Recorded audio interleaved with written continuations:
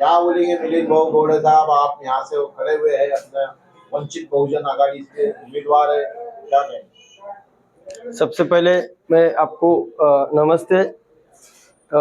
आज वंचित बहुजन आघाड़ी जो है, महानगर पालिका इलेक्शन लग चुका है और वंचित बहुजन आघाड़ी का एक उम्मीदवार मुझे वंचित बहुजन आघाड़ी ने प्रभाग क्रमांक 1 से उम्मीदवारी दी। मैं कम से कम इस वार्ड में 20 साल से काम करता हूँ। कम से कम 20 साल में पहली बार ये जो वार्ड जब आया था, सबसे 2009 में पहला पानी के लिए मोर्चा निकाला मैंने।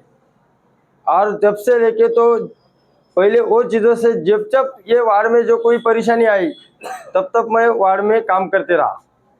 अभी उसके बाद में हमारा यहाँ खाम नदी का जो प्रश्न था कि वो मराठी लोग गलत है ना, तो या ठिकाणी खाम नदीचा जेव्हा प्रश्न आला तर त्या टायमाला या ठिकाणी 40 ते 45 घर पाडले गेले आणि त्या टायमाला सुद्धा आम्ही आंदोलन करून ते प्रश्न सोडण्याचा प्रयत्न केला। पण आतापर्यंत एक 20-22 वर्षापर्यंत या ठिकाणी शिवसेना आणि भाजपची सरकार असताना तो कोणताही प्रश्न मार्गी लागलेला नाही। या वार्डामध्ये पाण्याचा जो प्रश्न आहे, पूर्ण प्रभागात जर बघितला आपण, फक्त या ठिकाणी काही गल्ल्या काही ठिकाणी जर पाणी जर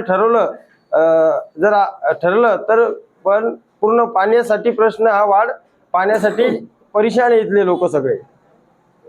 त्यानंतर आपण बघत असन 15 दिवसापूर्वी महानगरपालिकेच्या आयुक्तानं इंग्रजी शाळा, उर्दू शाळा आणि मराठी शाळा बंद केल्या, GR काढला। त्या ठिकाणी इथल्या BJP सरकार आणि यांनी त्या ठिकाणी कोणीही त्या ठिकाणी बोललेलं नाही। सांगायचं म्हणजे आपण जे इलेक्शन लढतो या ठिकाणी, त्या इलेक्शनचा आपला एकच उद्देश आहे की या ठिकाणचे जे प्रश्न आहे ते प्रश्न आपण सत्तेत नसताना सुद्धा सोडण्याचा प्रयत्न केला।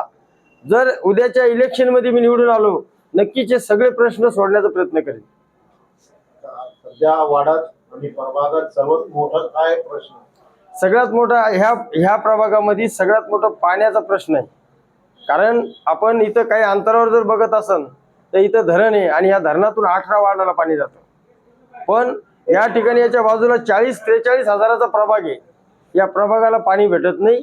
त्यामुळे हा सगळ्यात मोठा पाण्याचा प्रश्न आहे। निवडून आले तर सर्वात पहिले तेच राहणार। जर निवडून आलो तर सगळ्यात मोठा आपल्याला त्याला हा पाण्याचा प्रश्न आहे।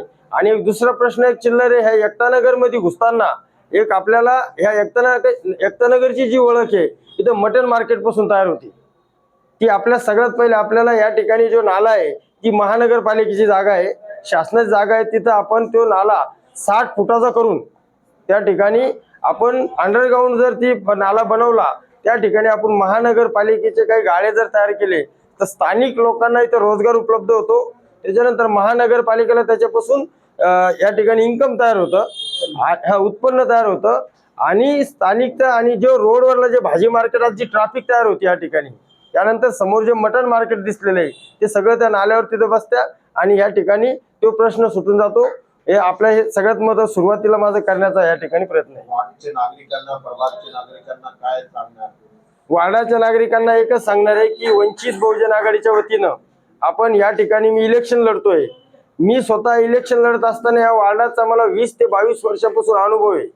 कारण मी या ठिकाणी पाण्याचा प्रश्न असेल किंवा रोडचा ड्रेनेजचा प्रश्न असेल, या सगळ्या प्रश्नासाठी मी कायम या ठिकाणी महानगरपालिका व शासन दरबारी मी लढून आंदोलन करून प्रयत्न करतो। त्यामुळे मला एकच सांगणे वार्डाला की आपण बघत असाल या ठिकाणी महानगरपालिकेमध्ये 40 वर्षापासून शिवसेना आणि BJPची सत्ता आहे।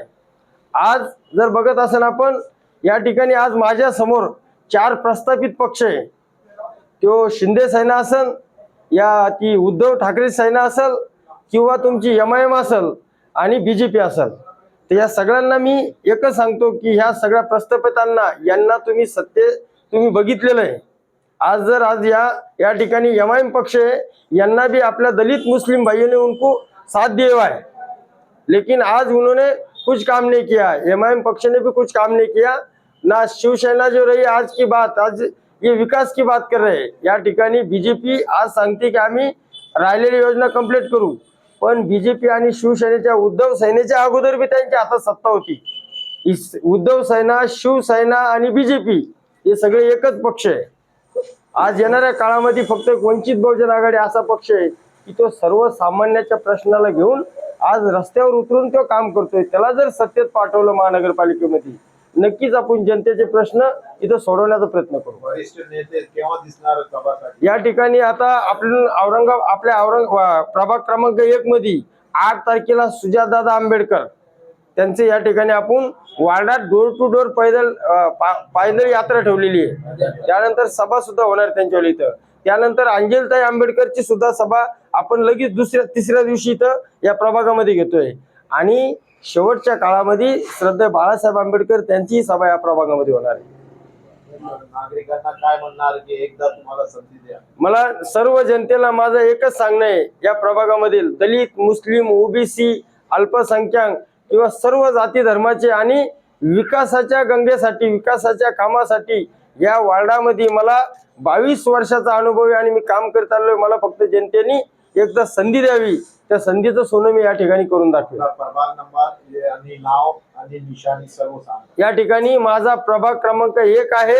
या प्रभागामध्ये माझा निशाणी 7 नंबरचं बटन आहे आणि गॅस सिलेंडर माझी निशाणी आहे. त्याच्यावर मला मतदान करून 100% तुमचा विश्वासघात करणार नाही, विश्वास करून मला एक मतदान करा, हीच मी आपल्याला अपेक्षा करतो.